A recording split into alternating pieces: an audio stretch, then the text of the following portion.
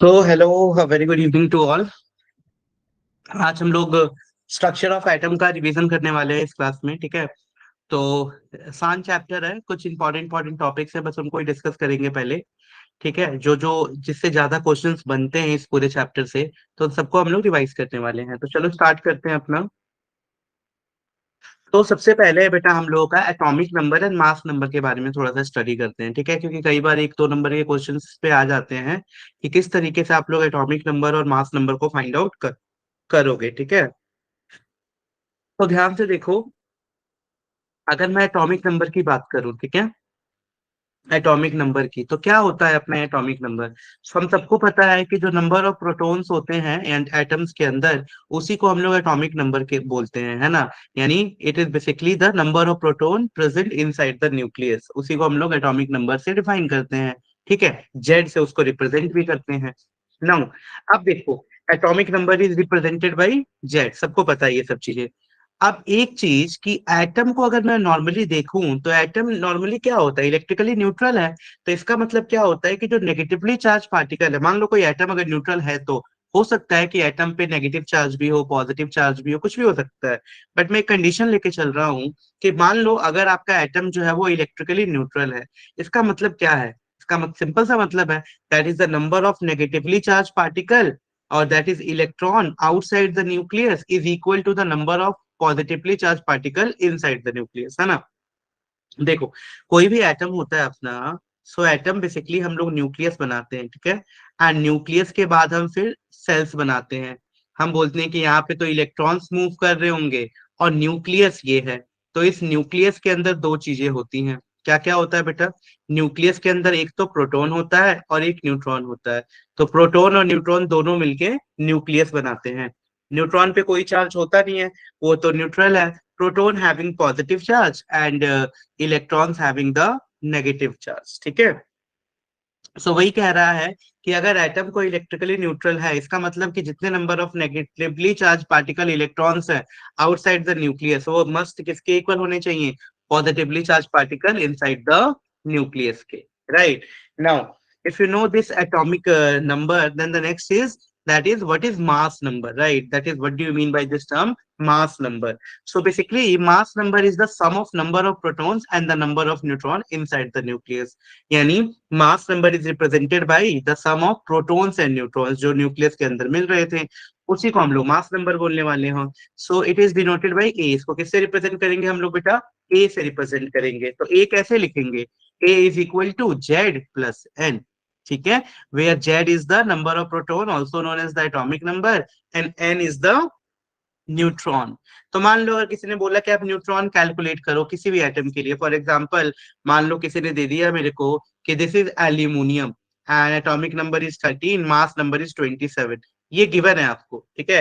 And someone से calculate the number of neutron for this, तो कैसे निकालोगे neutron, neutron is nothing but atomic mass minus atomic number, that is 27 minus 23। तो 27 में से आप माइनस करो 13 को, तो कितना आ गया, 7 में से 3 गया 4 एंड 1, दैट इज 14। तो 14 is the correct answer, right. So this is how you can actually calculate the number of neutrons. Clear है। सो मास नंबर भी क्लियर हो गया, एटॉमिक नंबर भी क्लियर हो गया।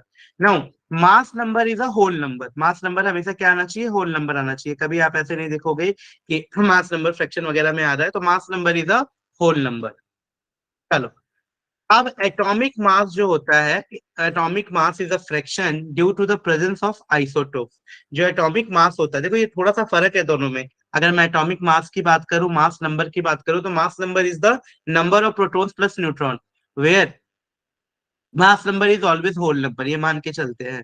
नाउ अगर अब मैं बात करूं एटॉमिक मास की, so atomic mass is a fractional. Why atomic mass is fractional बेटा, due to presence of isotopes.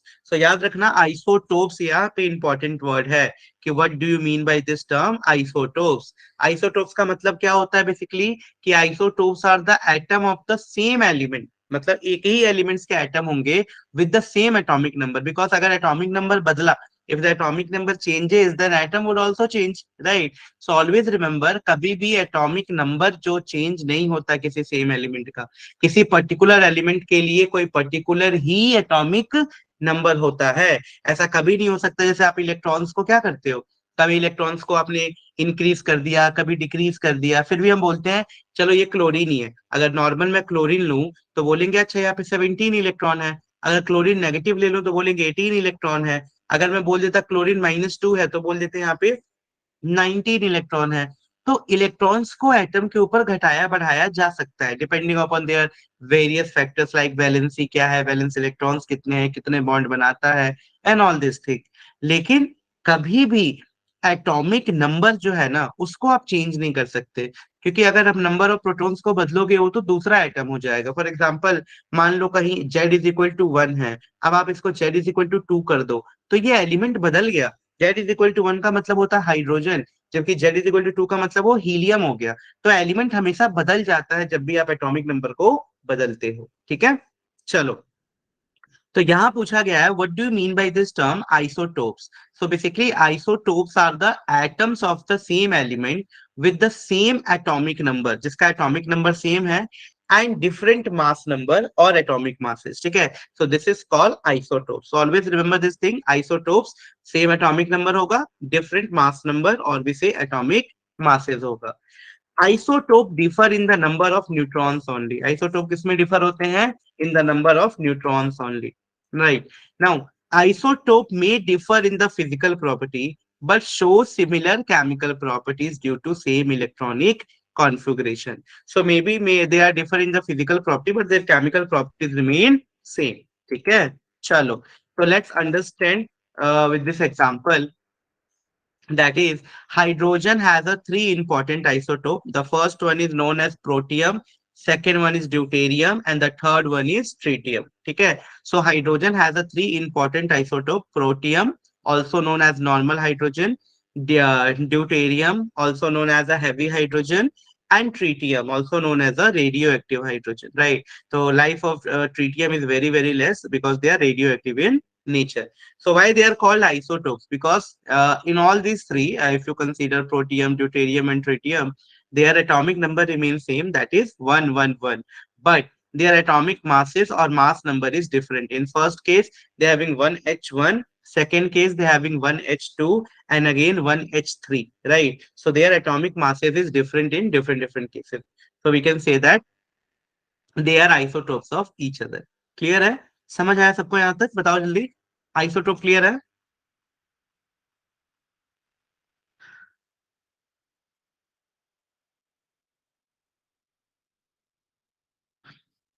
Done.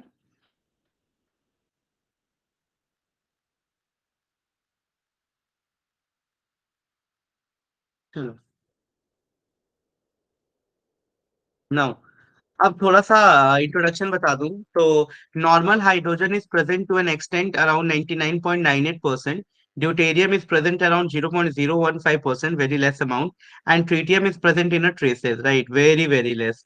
So the half life of tritium is about 12.33 years. So always remember, in majority of water we using only the normal hydrogen, ठीक है। जो भी हम water पढ़ते हैं, जहाँ भी हम रिएक्शंस करवाते हैं H2O के साथ, उसमें हम लोग का प्रोटियम ही होता है, ठीक है। नॉर्मल हाइड्रोजन ही होता है जो कि प्रेजेंट है अराउंड 99.985, जबकि ट्रीटियम बीइंग रेडियो एक्टिव बहुत ही कम अमाउंट में प्रेजेंट होता है, ठीक है। चलो, तो फटाफट ये देख लो, ये तो आई होप सब कैलकुलेट कर ही लोगे, इसमें कोई प्रॉब्लम किसी को है नहीं ज्यादा, ठीक है। इजी इजी कैलकुलेशन है एवरीवन, सब लोग आराम से कैलकुलेट कर दोगे इसको, है ना। क्या करना है इसमें? तो कुछ नहीं, बहुत सिंपल सिंपल सी चीजें करनी है इसके अंदर। दैट इज आइसोटोप्स की बात हो रही है ना। तो मान लो आपके पास किसी ने बोला हाइड्रोजन है, तो isotope atomic number mass number तो पता है, तो आप इसे इलेक्ट्रॉन्स निकाल सकते हो। भाई अगर न्यूट्रल एटम है तो इलेक्ट्रॉन्स हमेशा प्रोटॉन्स के इक्वल होता है, always remember. For neutral atom, number of electron is always equal to number of proton. तो 1h1, 1d2 और 1t3 तीनों न्यूट्रल एटम है। तो अगर नंबर ऑफ प्रोटॉन्स 1 है तो इलेक्ट्रॉन्स भी सब में 1 1 1 1 1 1 होंगे ना। न्यूट्रॉन्स कैसे निकालोगे आप? तो neutron is nothing but A-Z। तो in first case there is no neutron, in second case we have one neutron, in third case we have two neutrons, right. And what is the neutron by proton ratio? So the first 0, second 1, and then tritium the ratio comes out to be 2. So अगर आपसे कोई ऐसे भी पूछ सकता है कि neutron और प्रोटॉन का रेशियो बताओ मुझे आप आई आई हाइड्रोजन के तीनों आइसोटोप्स के लिए, इंक्रीजिंग ऑर्डर डिक्रीजिंग ऑर्डर कुछ भी पूछ सकता है, ठीक है। So always remember that is the ratio of neutrons divided by protons. That comes out to be 0 for 1h1 and 1 for 1d2 and 2 for 1d3. ठीक है। ओके, तो आप बता दो इसका आंसर कौन बताएगा। What is the highest NP ratio of all the elements in the periodic table is for isotope? N by P ratio बता सकते हो simply. Yes, that is tritium. अब देखो ये हाइड्रोन क्या होता है, हम किसको हाइड्रोन बोलते हैं। तो basically hydron is the general name for the cationic form of atomic hydrogen, याद रखना हमेशा। And it represented with the symbol H+। कई लोग इस H+ को प्रोटोन के नाम से भी रिमेम्बर रखते हैं कि ये प्रोटोन कहलाएगा। तो प्रोटोन याद कर सकते हो या हाइड्रोन भी इसको हम लोग बोलते हैं, ठीक है। तो कोई भी पूछो व्हाट इज हाइड्रोन तो क्या कह सकते हो कि hydrogen is the general name for a cationic form. जब भी हाइड्रोजन कैटायनिक फॉर्म में होता है, H+ के फॉर्म में होता है, तो उसका एक जनरल नेम है, उसी नेम को बोलते हैं बेटा हम लोग हाइड्रोन। Now, the term hydron include the cation of hydrogen isotopes, that is H plus, D plus and T plus. So जो हाइड्रोन है वो किस किस के cation को इंक्लूड करता है, includes the cation of hydrogen isotope like H plus, D plus and T plus. Next देखो What are the main isotopes of carbon कि क्या क्या मेन isotopes हैं कार्बन के, ठीक है। So what are the main isotopes of carbon, तो चलो देखते हैं कि क्या क्या मेन isotopes हैं हमारे पास कार्बन के, ठीक है।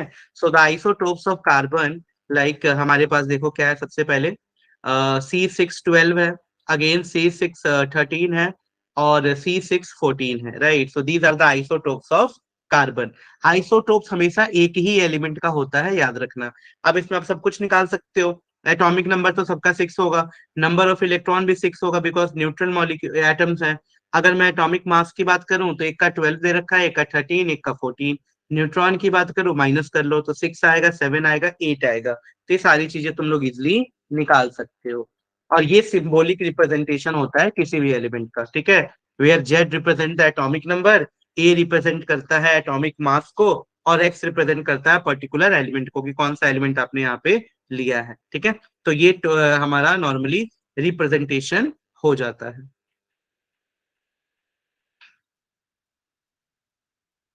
क्लियर हो गया आगे से यहाँ तक, कोई दिक्कत नहीं।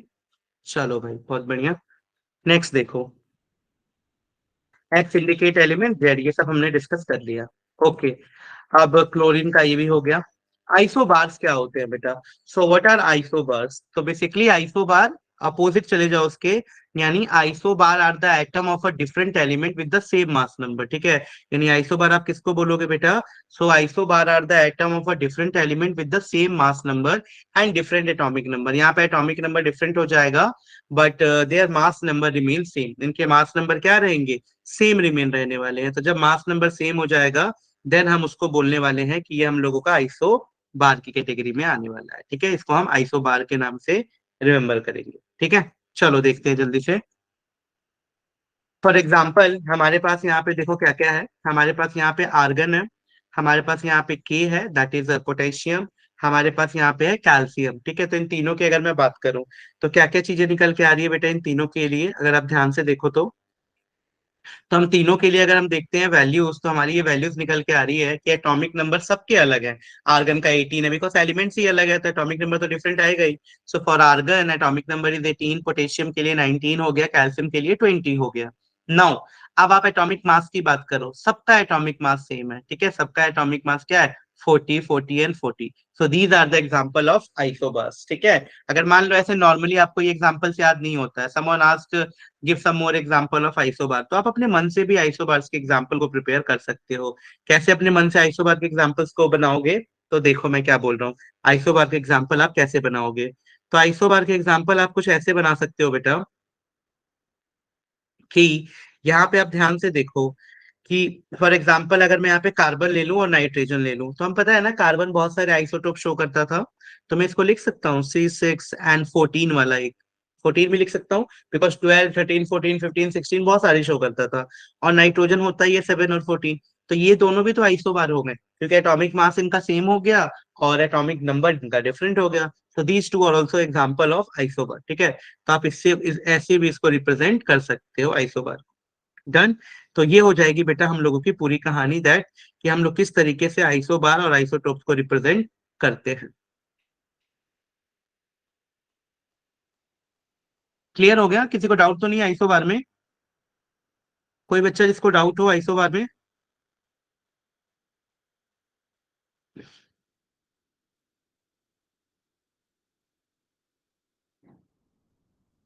नो?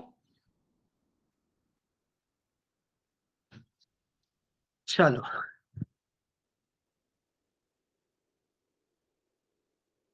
तो आई होप ये क्वेश्चन तुम लोग इजिली अब फाइंड आउट कर सकते हो ना?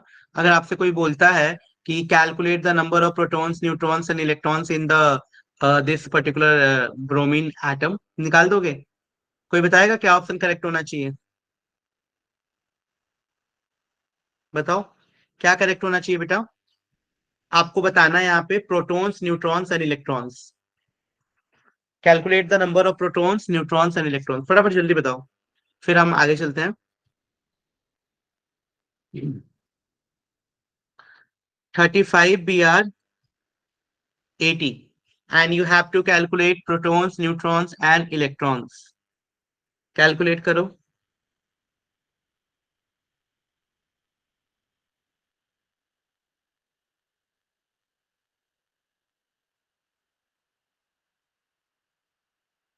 बताओ। Number of protons is always equal to क्या होता था normal representation? That is Z and A, right? So number of protons कितना हो गया? बताओ। So simply one, JNV Ramkar ने बोला 1, good. So number of protons तो साफ साफ पता लग रहा है 35 हो गया, good. Number of neutrons, neutrons क्या होता है? That is atomic mass minus Z, यानी 80 - 35। करो। ये कितना बचा? 10 में से 0 गया 5, दैट इज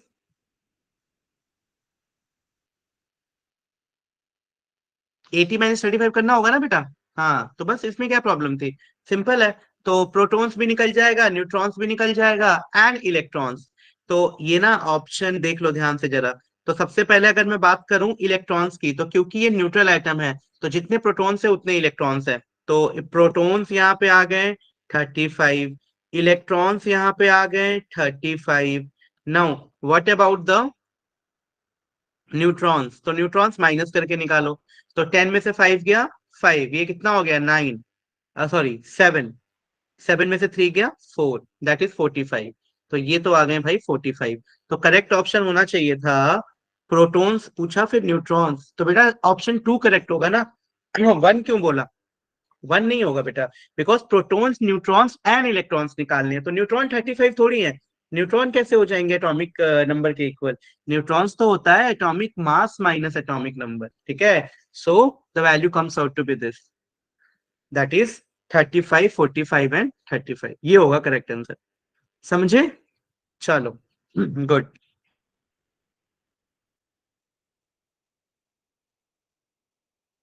ये तुम लोग इसको असाइन कर देना, तुम लोग के लिए क्वेश्चन दे रहा हूँ, बहुत सिंपल क्वेश्चन है ये, कुछ है नहीं। The number of electrons protons and neutron in the species are given, you have assign the proper symbol to the species. आपको एक प्रॉपर सिंबल असाइन करना है इसके लिए, तो करो तो जरा असाइन। क्या होगा प्रॉपर सिंबल इसके लिए, एक असाइन करो। तो क्या हो जाएगा बेटा प्रॉपर सिंबल? बहुत सिंपल है। The number of electrons protons and neutrons, तो इलेक्ट्रॉन्स कितने हैं 18, और प्रोटॉन्स कितने हैं 16, तो this is electrons, this is protons, and neutrons कितने हैं 16। चलो, तो सबसे पहले हम तो भाई जितना एटॉमिक नंबर होता है वही नंबर ऑफ प्रोटॉन्स होता है, यानी इसका तो 16 हो गया, साफ साफ पता लग रहा है। इलेक्ट्रॉन्स कितने हैं 18 है, इलेक्ट्रॉन्स हैं इसके अंदर 18। अब देखो, न्यूट्रॉन है 16 इसके अंदर, यानी हमें साफ साफ पता लग रहा है कि यहाँ पे क्या चार्ज होने वाला है, किस तरीके से लिखोगे। तो यहाँ पे साफ साफ पता लग रहा है कि इलेक्ट्रॉन्स 18 हैं। तो इलेक्ट्रॉन्स 18 का मतलब क्या है बेटा? बताओ। इलेक्ट्रॉन्स 18, यानी प्रोटॉन से दो ज्यादा हैं, प्रोटॉन से दो ज्यादा हैं। इसका मतलब क्या हो गया कि भाई प्रोटॉन से दो इलेक्ट्रॉन ज्यादा, मतलब इस पे -2 का चार्ज है। ठीक है, इस पे -2 का चार्ज है। और अब हम लोगों को ध्यान से देखो, प्रोटॉन और न्यूट्रॉन दे रखा है, तो ए निकाल दोगे इससे, बिकॉज ए क्या होता था, number of neutron plus Z. तो न्यूट्रॉन भी 16 है, प्रोटॉन भी 16 है, दैट इज 32। तो ये हो गया 32, तो बस हो गया सिंपल। ये सल्फर का होता है जिसका एटॉमिक नंबर 16 होता है, एटॉमिक मास 32 होता है, उस पे कितना चार्ज है, -2 का चार्ज है। तो this is the proper symbol of this species. ठीक है, ये इसका प्रॉपर सिंबल हो गया स्पीसीज का। तो इस तरीके से बेटा आप इन सबको अरेंज कर सकते हो कि क्या इसका प्रॉपर सिंबल होगा और किस तरीके से हम इसको फाइंड आउट करेंगे। डन।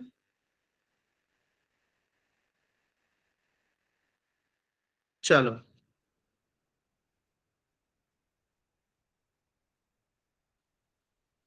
अब चलते हैं सीधा wave nature of electromagnetic radiation की तरफ। तो हम सबसे पहले इसमें से हम पढ़ेंगे कि भाई वेवलेंथ और किस तरीके से स्पेक्ट्रम आप किसको बोलते हो, क्या होता है फ्रीक्वेंसी, वेवलेंथ और एनर्जी निकालने का फॉर्मूला, तो इन सबको पहले कवर करने वाले हैं। So basically a series of wavelength of a variation colour band of the visible region is called spectrum. यानी कोई तुमसे पूछे स्पेक्ट्रम क्या होता है, तो स्पेक्ट्रम कुछ भी नहीं है, एक वेवलेंथ की सीरीज है जिसमें बहुत सारे कलर, अलग अलग बैंड्स, कलर बैंड है विजिबल रीजन के। उसी को हम लोग क्या बोलते हैं बेटा, उसी को हम लोग बोलते हैं कि ये स्पेक्ट्रम कहलाएगा। या फिर एक और अच्छे तरीके से डिफाइन कर सकते हो कि ये एक ऐसी सीरीज होती है वेवलेंथ की, various regions of electromagnetic radiation is called spectrum. यानी a series of wavelength of the various region of electromagnetic radiation, अलग अलग रीजन होते हैं इलेक्ट्रोमैग्नेटिक रेडिएशन के, उसको हम लोग क्या बोलते हैं बेटा, तो उसको हम लोग बोलते हैं कि ये हम लोगों का स्पेक्ट्रम कहलाएगा। या फिर अ series of closely packed line is called band. तो इस तरीके से आप लोग स्पेक्ट्रम को डिफाइन कर सकते हो। ठीक है, देखो स्पेक्ट्रम होता क्या है, स्पेक्ट्रम का मतलब है बेटा कि जिसमें, जैसे एक एग्जांपल से समझो, रेनबो। अब अगर आप रेनबो को ध्यान से देखो तो रेनबो के अंदर सारे कलर्स देखने को आपको मिलते हैं। ठीक है, रेनबो के अंदर सारे कलर्स होते हैं जो आप लोगों को देखने को मिलते हैं। ऐसा थोड़ी होता है कि रेनबो में आपको कोई एक पर्टिकुलर कलर दिख रहा है। यानी the spectrum of electromagnetic radiation जो विजिबल लाइट का होता है, और in fact of any region without any gap in color from violet to red is called continuous spectrum। अब इसमें भी दो तरीके के स्पेक्ट्रम है, कॉन्टिन्यूस स्पेक्ट्रम मतलब जो विवग्योर पूरा फॉलो कर रहा है, विवग्योर मतलब वॉयलेट से लेके रेड तक, और कोई भी इसमें ये ऐसा कभी नहीं होगा कि ये पूरा रेड कलर का है फिर अगला पूरा येलो कलर का हो गया फिर नेक्स्ट ब्लू कलर का हो गया, इस तरीके से नहीं होगा। ये कॉन्टिन्यूस स्पेक्ट्रम होता है जिसमें एक कलर अपने आप धीरे धीरे धीरे धीरे धीरे धीरे कम होता जाता है, कम होता जाता है, और दूसरा दूसरा कलर हमें देखने को मिलता है। तो उसको बोलते हैं बेटा कॉन्टिन्यूअस स्पेक्ट्रम। ये कौन से कैटेगरी में लाई कर रहा है, कॉन्टिन्यूअस स्पेक्ट्रम की कैटेगरी में हम लोगों का ये लाई कर रहा है। ठीक है, तो ये चीज एक आप लोगों को यहाँ पे अच्छे से याद रखनी है कि क्या होगा कॉन्टिन्यूअस स्पेक्ट्रम और किस तरीके से ये कॉन्टिन्यूअस स्पेक्ट्रम की कैटेगरी में लाइन कर रहा है। डन। अब देखो बेटा, यानी इफ द एनी, ध्यान से समझना, इफ एनी वेवलेंथ और colour is missing from it is called discontinuous spectrum. अगर इस सीरीज में एक भी वेवलेंथ या कलर मिसिंग हो गया, एक भी वेवलेंथ या कलर क्या हो गया बेटा, अगर मिसिंग हो गया, तो उसको हम लोग बोलेंगे कि ये डिसकंटिन्यूअस स्पेक्ट्रम है। कौन से कैटेगरी में आ जाएगा, डिसकंटिन्यूअस स्पेक्ट्रम की कैटेगरी में लाई करेगा। ठीक है, तो उसको हम लोग डिसकंटिन्यूअस स्पेक्ट्रम बोलेंगे।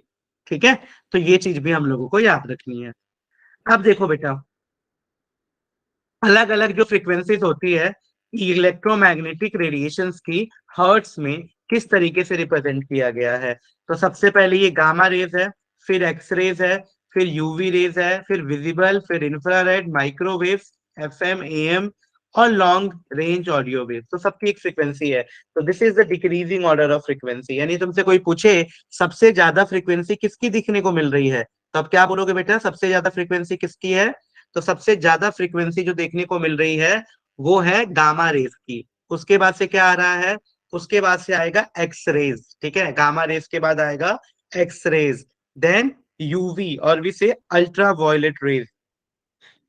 ठीक है, फिर आता है हम लोगों का इंफ्रारेड वेव्स। ठीक है, तो ये एक डिक्रीजिंग ऑर्डर है हम लोगों का फ्रीक्वेंसी का, और यही इंक्रीजिंग ऑर्डर हो जाएगा वेवलेंथ का।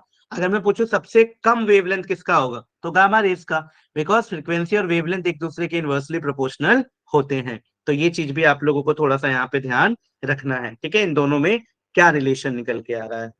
क्लियर है?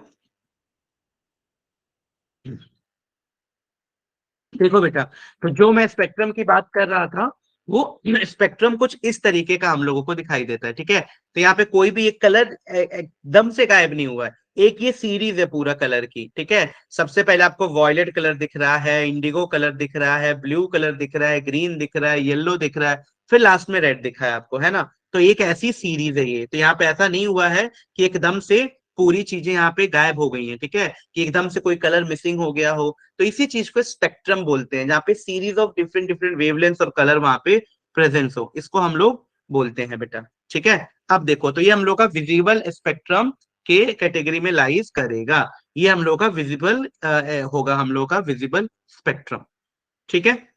क्लियर है ये वाली चीज? चलो यहां तक तो कोई दिक्कत नहीं है। ये सब की वैल्यूज भी दे रखी है बेटा आपको वेवलेंथ की अलग अलग। जैसे अगर मैं वॉयलेट की बात करूं तो वहां पे 400 नैनोमीटर दे रखा है, जबकि रेड का देखो वेवलेंथ सबसे ज्यादा है 750 नैनोमीटर। तो इस तरीके से अलग अलग इनकी वैल्यूज भी दे रखी है। क्लियर है? तो ये तरीका हो जाएगा इनकी वैल्यूज को भी फाइंड आउट करने का, कि किसकी कितनी कितनी वैल्यूज हम लोगों की निकल के आ रही है। डन?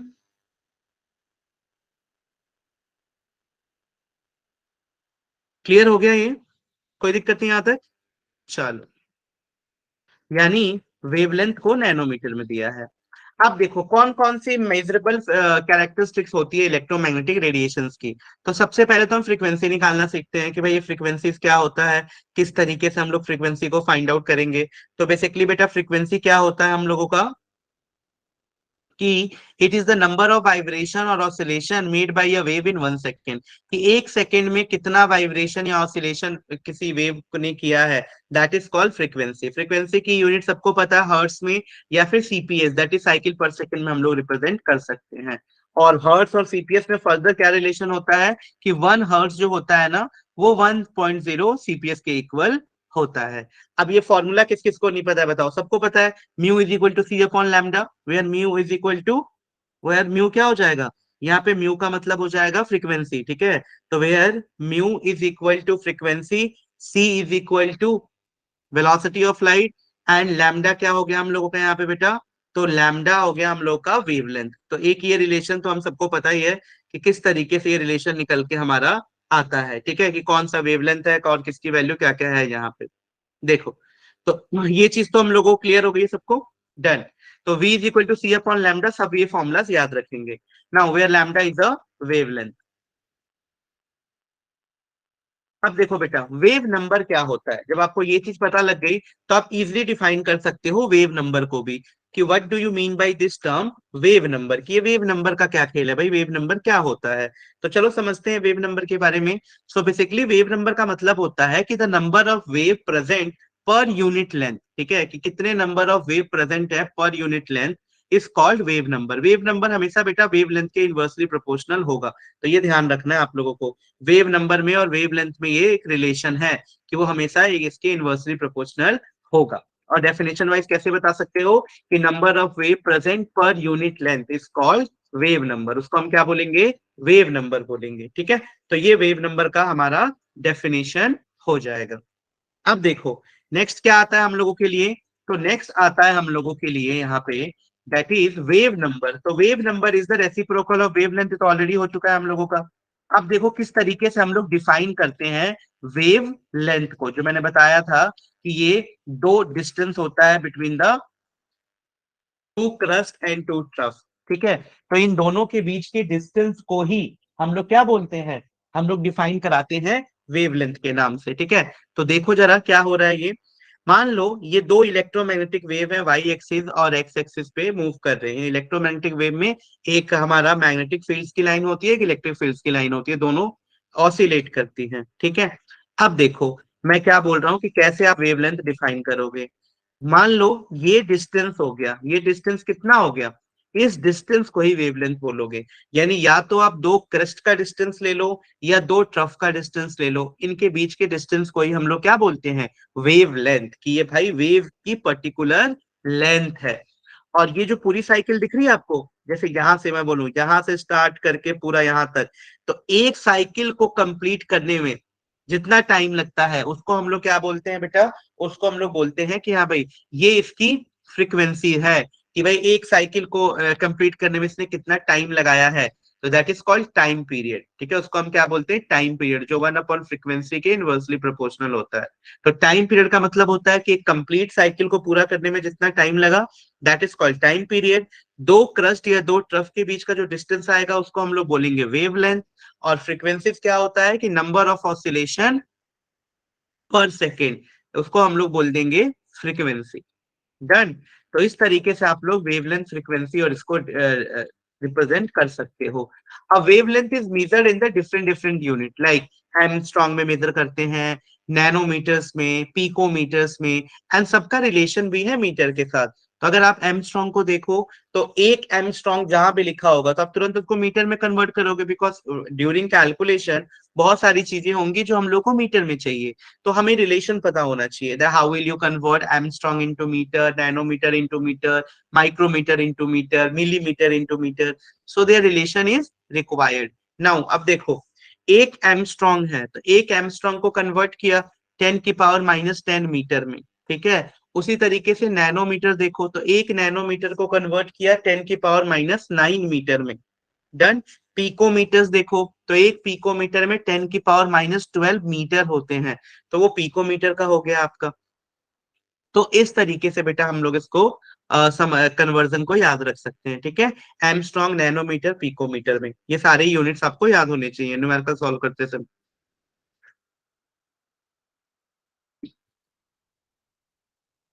नो, ये तो बड़ा सिंपल सा क्वेश्चन हो गया, सभी लोग बता दोगे, फिर भी चलो बताओ एक बार, देखते हैं इसमें कुछ गलती तो नहीं होती। What is the value of 300 nanometre in the terms of angstrom? कितना होगा, सबको पता है? 300 नैनोमीटर से कहाँ जाना है, 300 एमस्ट्रॉन्ग। तो नैनोमीटर का मतलब होता है 10⁻⁻9, इसका मतलब है 10⁻⁻10, यानी इन दोनों में कितने का डिफरेंस है, 10⁻⁻1 का। यानी अगर आपको बड़ी यूनिट से छोटी यूनिट में जाना है तो मल्टीप्लाई कर दो, तो ऑब्वियसली ये क्या हो जाएगा, 3000 एमस्ट्रॉन्ग। ठीक है, तो नैनोमीटर से एमस्ट्रॉन्ग, एमस्ट्रॉन्ग जो है वो छोटी यूनिट है। तो जब भी बड़ी से छोटी यूनिट में जाते हैं तो ऑलवेज मल्टीप्लाई करते हैं, और जब भी छोटी से बड़ी यूनिट में जाते हैं तो हम लोग डिवाइड करते हैं। तो हमने यहाँ पे मल्टीप्लाई करके फाइंड आउट कर लिया, दैट इज 3000 एमस्ट्रॉन्ग। ठीक है, so this is the correct explanation. Done. तो ये निकल जाएगा 3000 एमस्ट्रॉन्ग, तो ऑप्शन टू बिल्कुल करेक्ट है। सॉरी, 3000 ना, ऑप्शन सी 3000 है, नॉट दिस 300। अब देखो बेटा कि फोटोन किसको बोलोगे बेटा, तो आप quantum of light radiation is called photon, यानी जो क्वांटम ऑफ लाइट होती है रेडिएशन की, उसी को हम लोग क्या बोलते हैं, फोटोन बोलते हैं। और अगर हम बात करें कैरेक्टरिस्टिक्स ऑफ फोटोन्स की, कि क्या क्या कैरेक्टरिस्टिक्स होती है फोटोन की, so source of energy light emit radiation in the form of photon which travel with the velocity of light, यानी जो वेलोसिटी ऑफ लाइट से ट्रेवल करते हैं फोटोन। तो क्वांटा ऑफ लाइट रेडिएशन को तो फोटोन बोलेंगे। जैसे कि मान लो मैंने बोला कि ऊपर से सनलाइट आ रही है, डिस्क्रीट नेचर में आती है, तो जब नहीं बोलते हैं कि एच म्यू है, एच म्यू है, ये फोटोन की एनर्जी है, सनलाइट की एनर्जी है। तो बहुत सारे फोटोन्स होते हैं, तो जो भी एनर्जी आती है उसको हम लिखते हैं n into h mu. N into h mu का मतलब क्या होता है, कितने नंबर ऑफ फोटोन्स हैं जो ऊपर से आ रहे हैं, ठीक है, सनलाइट से। यानी the source of energy that is light emit radiation in the form of photon which travel with the velocity of light. Energy of photon is equal to E is equal to H mu, ये formula आप सबको याद रखना है बेटा। कई लोग इसको E is equal to n h mu लिखते हैं, जो कि ज्यादा करेक्ट है, where n represent the number of photons emitted. कि मान लो कोई बल्ब जला रहे हैं हम लोग, अभी तो सनलाइट की बात करी, नॉर्मली अगर आप किसी रूम में एक बल्ब जला रहे हो, तो क्या होता है कि वहां से ना लाइट जो निकलती है, वो एक्चुअली लाइट क्या निकल रही है, वो फोटोन्स निकलते हैं। तो हम बोलते हैं कि इस लाइट से, मान लो कोई लाइट की पावर ज्यादा होती है, जैसे मैंने बोला ये 100 वॉट का बल्ब है, कोई 10 वॉट का बल्ब होता है। तो ज्यादा वॉट का बल्ब है, ज्यादा पावर का बल्ब है, इसका मतलब क्या है कि उसमें से नंबर ऑफ फोटोन्स जो पर सेकेंड एमिट हो रहे हैं वो ज्यादा हो रहे हैं। तो नंबर ऑफ फोटोन्स पर सेकेंड ज्यादा एमिटेड हो रहे हैं, जिसके चलते वो ज्यादा रोशनी होती है उससे, है ना। सो फोटोन्स को सिंपल वे में समझ सकते हो कि जब भी किसी लाइट में से जो रेडिएशंस एमिट होती है वो फोटोन्स के टर्म्स में ही होती है, और उनकी इस वेलोस जो स्पीड होती है वो वेलोसिटी ऑफ लाइट के इक्वल होती है। Done. Now energy of photon is given, E is equal to H mu. Mu अभी हम पढ़ के आ रहे हैं, म्यू को क्या बोलते हैं, फ्रीक्वेंसी। फ्रीक्वेंसी को कैसे लिख सकते हैं, that is E is equal to H C upon lambda, because frequency is equal to C upon lambda होता है। एंड 1/लैम्डा is also known as wave number. तो ये फॉर्मूला देखो, ये तीनों एक दूसरे के बिल्कुल सही है, रिलेट करते हैं। E is equal to H mu, mu is equal to C upon lambda, and 1/लैम्डा is equal to wave number. So E is equal to H C wave number, इस तरीके से भी लिख सकते हैं। ठीक है। नाउ यहाँ पे सबका मीनिंग समझ लो। तो where h is the Planck's constant, h क्या है यहाँ पे, प्लैंक्स कांस्टेंट, जिसकी वैल्यू आपको हर क्वेश्चन में गिवन होगी और आपको याद भी होनी चाहिए। तो प्लैंक्स कांस्टेंट की वैल्यू होती है 6.626 इंटू 10⁻34 जूल सेकेंड। ठीक है। तो एच की वैल्यू होगी वो कितनी होगी, 6.626 इंटू 10⁻34 जूल सेकेंड। उसी तरीके से जो वेलोसिटी ऑफ लाइट होती है सबको पता है, 3 × 10⁸ मीटर पर सेकेंड। अगला कैरेक्टरिस्टिक्स देखो फोटोन का। So all photon in vacuum travel with the same speed as velocity of a light. यानी जितने भी फोटोन्स है वो वैक्यूम में सेम स्पीड से मूव करते हैं, जिसकी जितनी वेलोसिटी ऑफ लाइट की स्पीड है। There speed changes in the different medium but frequency remains the same. यानी इनका जो स्पीड होता है वो अलग अलग मीडियम में, वैक्यूम में बात करी ना स्पीड ऑफ लाइट की, बट अलग अलग मीडियम में इनका चेंज हो सकता है स्पीड, बट जो इनकी फ्रीक्वेंसीज होती हैं दे रिमेन्स द सेम, वो सेम रहती है। Now, photons are electrically neutral and not affected by electric and magnetic fields. यानी जो photons होते हैं वो totally electrically neutral होते हैं और उनपे कोई effect नहीं होता है electric and magnetic fields का. So photons are electrically neutral and are not affected by electric and magnetic field. याद रखना है. Now, photon travel as wave but absorb as particle. ध्यान से समझना, यहाँ पे बड़ा ये इंपॉर्टेंट कंक्लूजन निकल रहा है कि जो फोटोन्स होते हैं बेटा, ठीक है, कौन किसकी बात कर रहा हूं मैं, फोटोन्स की। सो फोटोन्स ट्रेवल एज वेव, जब वो चलते हैं तो वेव की प्रॉपर्टी शो करते हैं, बट एब्जॉर्ब्ड एज पार्टिकल। अब देखो बेटा, एनर्जी ऑफ रेडिएशन जो होता है वो डायरेक्टली प्रोपोर्शनल होता है फ्रीक्वेंसी के, अभी अभी पढ़ा, E is equal to H mu, and is inversely proportional to the wavelength, ये भी पढ़ लिया, सी म्यू को लिखते थे सी अपॉन लैम्डा, यानी it is directly proportional to the wave number, ये भी एक। तो ये तीनों कंक्लूजन हम पढ़ चुके हैं। ठीक है। अभी अभी फॉर्मूला ही पढ़ा था हम लोगों ने कि E is equal to H, मी की जगह सी अपॉन लैम्डा को फिर हमने वेव नंबर लिखा था। ये फॉर्मूला अभी अभी पढ़ा है हमने कि जो अपना एनर्जी है वो डायरेक्टली प्रोपोर्शनल होता है फ्रीक्वेंसी के। ठीक है। फिर फ्रीक्वेंसी को सी अपॉन लैम्डा लिख देते हैं, तो इनवर्सली प्रोपोर्शनल टू लैम्डा हो गया, फिर 1/लैम्डा को वेव नंबर बोलते हैं। तो ये सारा कंक्लूजन निकलता है इससे। तो वी कैन से दैट। अब एक क्वेश्चन करते हैं इसके ऊपर, बड़ा सिंपल सा क्वेश्चन है, सभी लोग बताना, और बड़ा इंटरेस्टिंग भी है। बोला है कि एक 100 वॉट का बल्ब है and they emit monochromatic light जिसका वेवलेंथ है 400 नैनोमीटर। आप मुझे बताओ कि कितने नंबर ऑफ फोटोन्स एमिटेड होंगे पर सेकेंड। आपको बताना है कि पर सेकेंड कितने फोटोन्स यहाँ से एमिटेड होंगे, ये आपको यहाँ पे बताना है बेटा। ठीक है। सो 100 वॉट का बल्ब दे दिया गया आपको, मोनोक्रोमेटिक लाइट मतलब एक ही तरह की लाइट निकल रही है, और बोला गया लाइट जो निकल रही है उसकी वेवलेंथ है 400 नैनोमीटर। अब आप मुझे कैलकुलेट करके बताओ कितने नंबर ऑफ फोटोन्स एमिटेड होंगे। तो ऐसे क्वेश्चंस को कैसे करते हैं बेटा, we all know E is equal to n h mu. Now we need to calculate the number of photons, है ना। तो फॉर्मूला क्या हो जाएगा इसके लिए, E upon H mu, right. Now energy यानी यहाँ पे दे रखा है, पावर दे रखा है, तो पावर ही लिख देते हैं पूरा, दैट इज 100 वॉट का यूनिट क्या होता है, जूल पर सेकेंड, तो जूल पर सेकेंड रहने दिया हमने। ठीक है। और ये पूरा यूनिट लिख दिया 1000 वॉट, वॉट मतलब joule per second. Now again here H mu, तो H is watt 6.67 10⁻34 Planck's constant. ठीक है, प्लैंक्स कांस्टेंट होता है। और नेक्स्ट क्या है बेटा, तो नेक्स्ट है हम लोगों का म्यू फ्रीक्वेंसी। तो frequency is equal to C upon lambda, c upon lambda. ठीक है, तो सबकी वैल्यूज को यहाँ पुट करते हैं। तो ध्यान से देखो, ई की जगह मैंने पुट किया 100। अभी मैं यूनिट्स बाद में उधर सॉल्व करूंगा। ये 6.67 हो गया, 10 की पावर -34 हो गया, इंटू सी मतलब 3 × 10 की पावर 8 हो गया, और लैम्डा आपको दे रखा है दैट इज 400 नैनोमीटर, मतलब 10 की पावर -9 मीटर। डन। अब देखो सबकी यूनिट क्या क्या आएगी भाई, यूनिट भी सॉल्व करता हूँ। तो सबसे पहले आप लोगों ने वॉट की यूनिट ली होगी, जूल पर सेकेंड।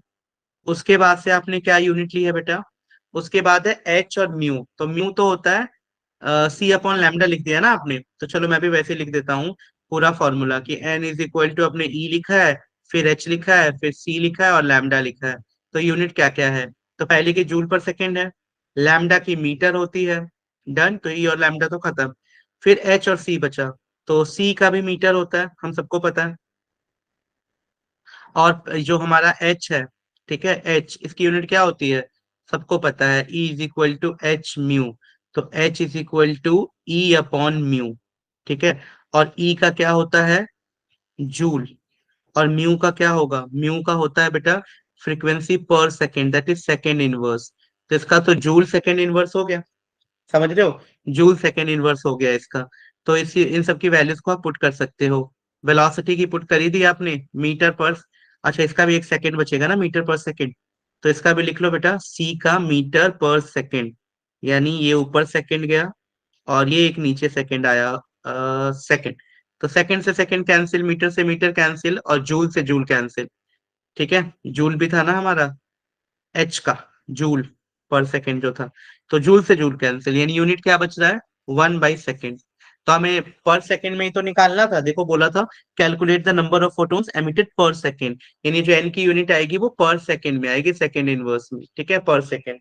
तो बस इसी को सॉल्व करना है, इजिली कैलकुलेट कर सकते हो, कोई प्रॉब्लम नहीं है। तो इसको जो भी कैलकुलेट करके तुम्हारा आंसर आएगा वही होगा। कैसे कैलकुलेट करोगे, देखो कितना सिंपल कैलकुलेशन है। इसको 6.67 को चलो मैं अप्रोक्सीमेटली 7 एज्यूम कर लेता हूँ। तो ये 1 2 3 4, तो 4 0 हो गया।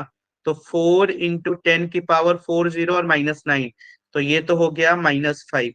नीचे क्या बचा, 7 × 3 इंटू 10 की पावर, बताओ मेरे को, -34 और 8 है। तो -34 में से 30 हो गया 26, दैट इज -26। तो अब ये कितना हो गया, 4 7 3 21, और ये हो गया 10 की पावर -5 प्लस 26। तो ये प्लस का 21 हो जाएगा, क्योंकि 26 ऊपर प्लस जाएगा, 26 में से 5 गया, 26 में से 5 गया, कितना हुआ, 21 ही तो हुआ। तो ये 10 की पावर 21 हो गया, बस आ गया आंसर। तो इसी को सॉल्व कर लेना जो भी है निकल के। ठीक है, तो आपका फाइनली आंसर आ जाएगा। जल्दी बताओ ये समझ आया कि नहीं, एक बार कंफर्म करो। Is this clear to everyone?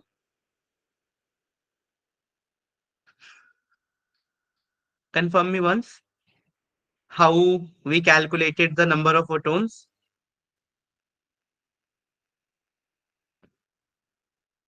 या किसी को कोई डाउट है तो पूछ लो एक बार। मैंने यूनिट इसीलिए सॉल्व किया ताकि मैं आप लोगों को दिखा सकूं कि ये जो एनर्जी की जगह पावर दे रखा था, तो उसका मतलब क्या है, बिकॉज एनर्जी तो जूल में होता है, पावर बोला इसीलिए उसने बोला calculate, you have to calculate the number of photons emitted per second. तो उसने वहां पर सेकेंड बोल दिया, ताकि हम लोग को जो ई का जूल पर सेकेंड आ रहा है उसको हम यूटिलाइज कर सके। ठीक है, तो जल्दी से बताओ किसी को कोई डाउट हो यहाँ तक तो। नहीं है डाउट, क्लियर है सब?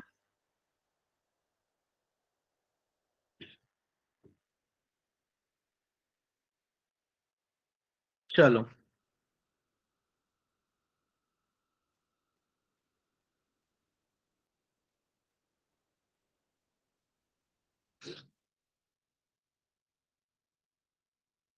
तो यहाँ पे देखो इन्होंने भी वैसे ही सॉल्व किया है, पूरा सॉल्व करके निकाला है। आंसर आ रहा है इनका 2 × 0.12 × 10 की पावर 20, हमारा 10 की पावर वो पहले से ही 21 आ रहा था, तो करते तो ऐसे ही आपका भी आंसर आ जाता। ठीक है, चलो एक क्वेश्चन मैं तुम लोगों को देता हूँ, ट्राई करना। Find the energy of radiation wavelength 300 angstrom. बताओ कितनी एनर्जी होगी बेटा, बहुत सिंपल सा है, बताओ। Find the energy of radiation, तो एनर्जी निकालना है, तो E is equal to H mu. Now again, H का एच रहा, mu is equal to C upon lambda. H क्या है, 6.67 इंटू 10⁻⁻34। सी क्या है? 3 into 10⁸ and what is lambda बेटा? लैम्डा क्या है यहाँ पे? तो लैम्डा बताओ जल्दी से। तो लैम्डा की वैल्यू यहाँ पे हमें क्या देखने को मिल रही है?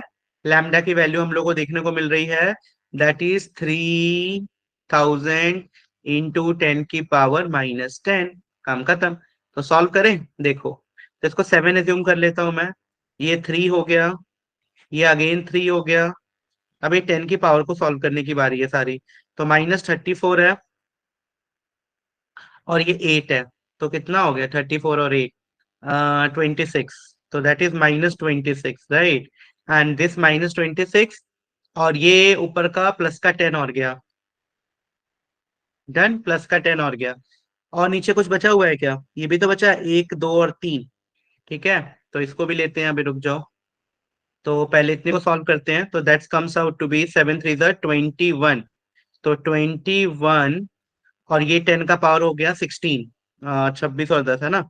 तो दैट इज 10⁻⁻16। तो ये हो गया 10⁻⁻16। नाउ अगेन वी हैव 3000 ना।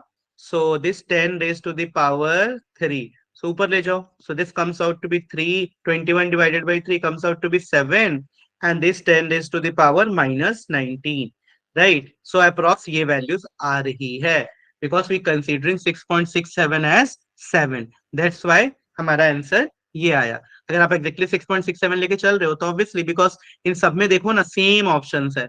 बस ध्यान क्या रखना है? पावर का। दैट इज 10⁻⁻19 आ रहा है, या 10⁻⁻17 आ रहा है, या 10⁻⁻16 आ रहा है। सो 10⁻⁻19 इज द करेक्ट वन। ठीक है, so option A is absolutely correct. Clear है ये चीज? एनीवन बताओ, किसी को डाउट हो कुछ भी? Anyone having doubt? या how should we calculate the energy of the radiation? No? चलो, good. Right, so this is all about the energy calculation, wavelength, frequency, these all things. In next class, that is tomorrow, we are going to start photoelectric effect, right? Because this photoelectric effect play a very important role. In this, we get Einstein photoelectric equation as well. So बहुत important रहने वाला है ये photo electric effect. इसमें हम लोग बहुत अच्छी अच्छी चीजों को देखेंगे। काफी इंपॉर्टेंट इसमें से रिलेशन निकल के आएगा हम लोगों का। ठीक है, so photo electric effect important topic है, तो इसको हम लोग कल की क्लास में डिस्कस करेंगे, नेक्स्ट क्लास में। आज अभी स्टार्ट नहीं करेंगे। ठीक है, सो दिस इज ऑल। कोई डाउट हो तो पूछ लो एक बार आप लोग। नो? चलो फिर एंड करते हैं क्लास को। कल यहीं से स्टार्ट करेंगे हम लोग। ठीक है, थैंक यू ऑल।